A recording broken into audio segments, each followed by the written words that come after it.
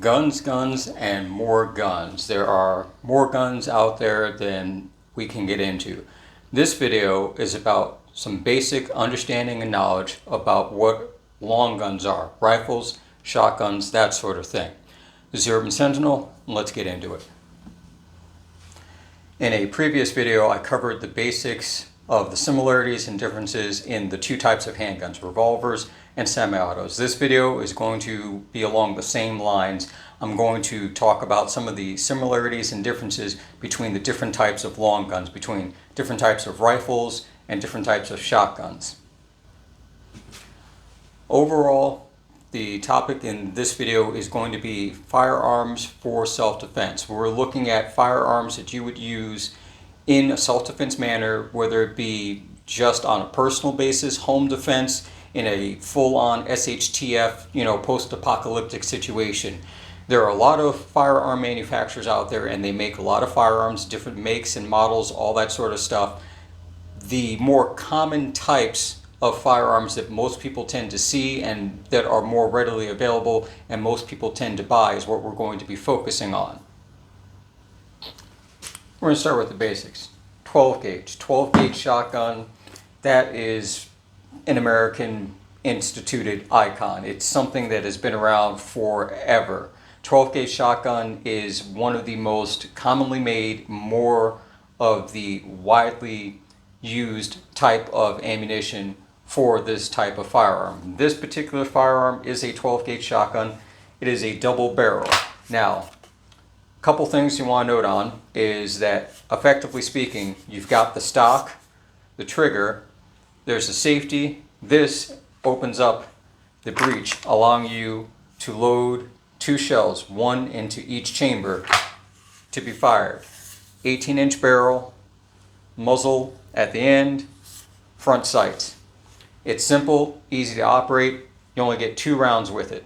Fire the 2 rounds, open it up, eject the 2, load in the next 2. This is effectively the modernized version of the Old West stagecoach type shotgun. This is a pump gun, 12 gauge shotgun, similar items, stock, trigger. This is the choke tube with the slide. The actual 12 gauge shells are loaded in through here. They then fill through here, and the slide function, when ready to use, allows you to, at this point, have the firearm and load and chamber around inside here to be fired out the barrel down to the end of the muzzle. Both this shotgun and this one fire the same exact type of ammo. 12 gauge is what they can fire.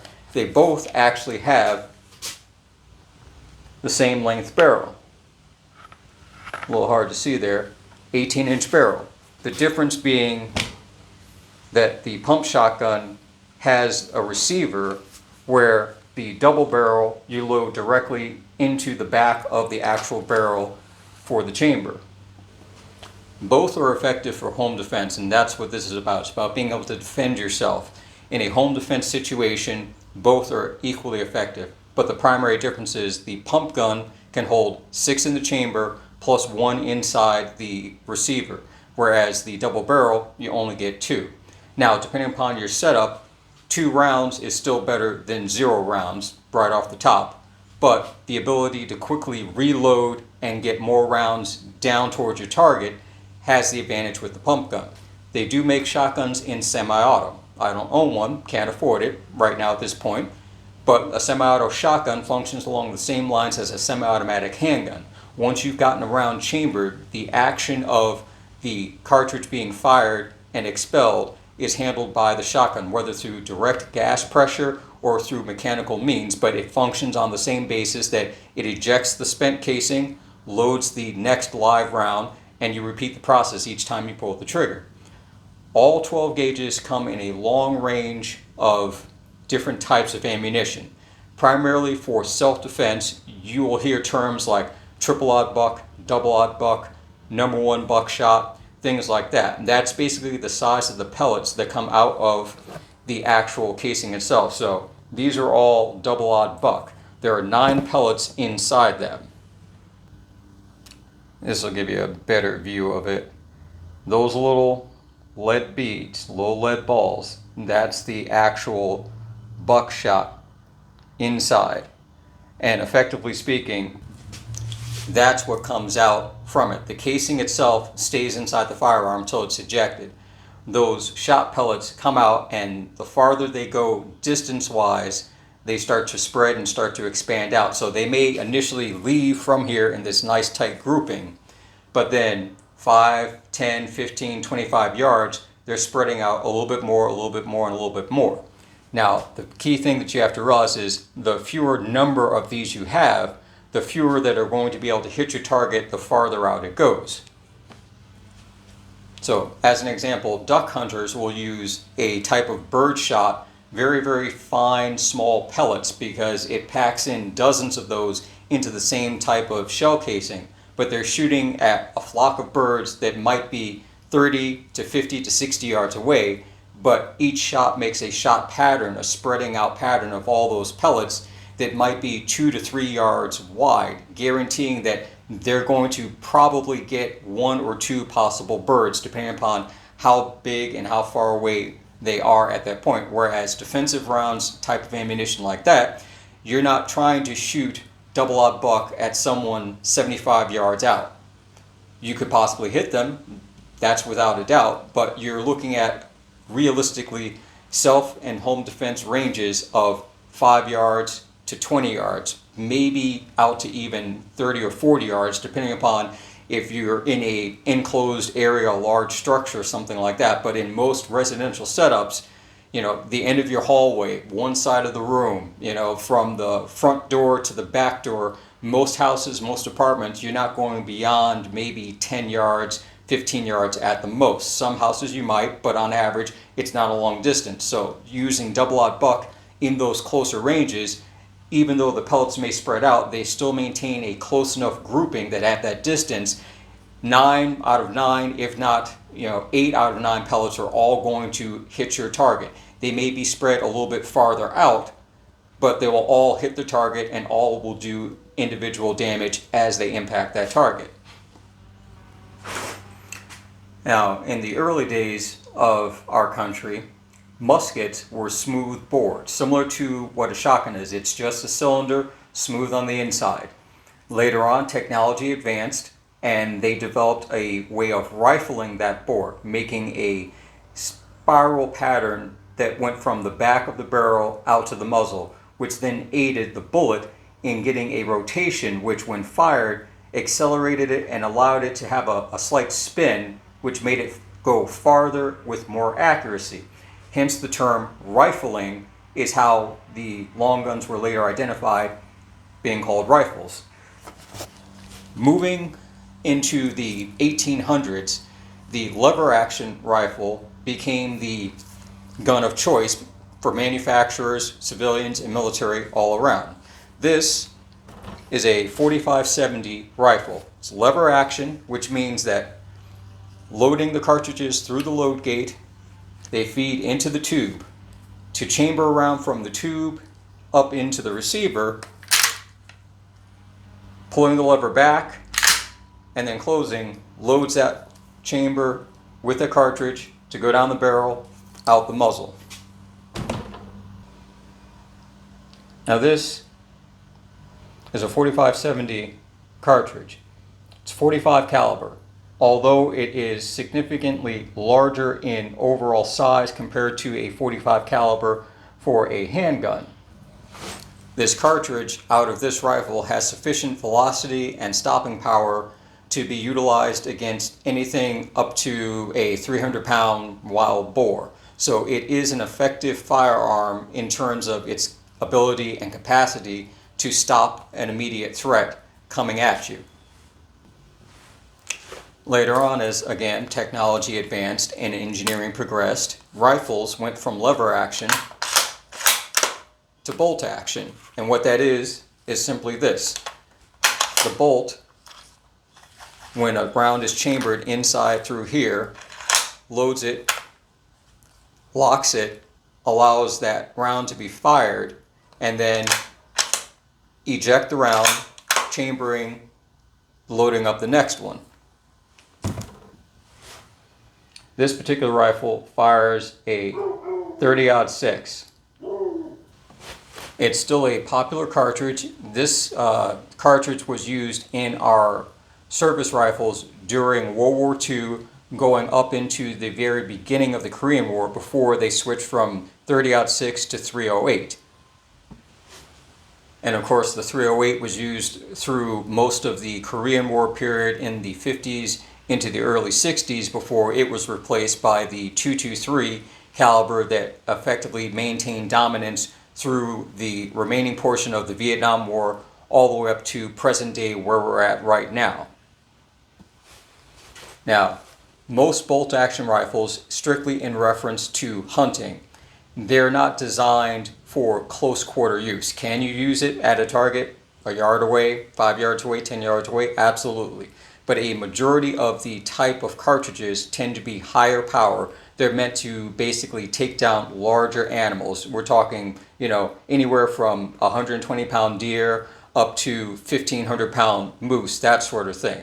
So in a home defense situation, if you are defending yourself, again, in an SHTF sort of grid down post-apocalyptic scenario against multiple attackers that are around you and surrounding you, a high-powered rifle with a decent scope and of course the practice and training and to use it, you can maintain a safe buffer distance between you and that threat. Utilizing it in an inside room-to-room situation, again, it can be used, but the risk that you run is severe over-penetration because more than likely that round is going to quickly pass through your intended target and then into and through whatever else is immediately behind them, whether it be another person, a wall, a door, the next wall, or the house next door. Because once again, the cartridge and its design is meant to maintain a higher level of velocity and accuracy over a greater distance. So it's meant to get up to speed and maintain that speed 100, 300, 600 yards out before impacting the target and still being able to, in many cases, taking that target down with one shot.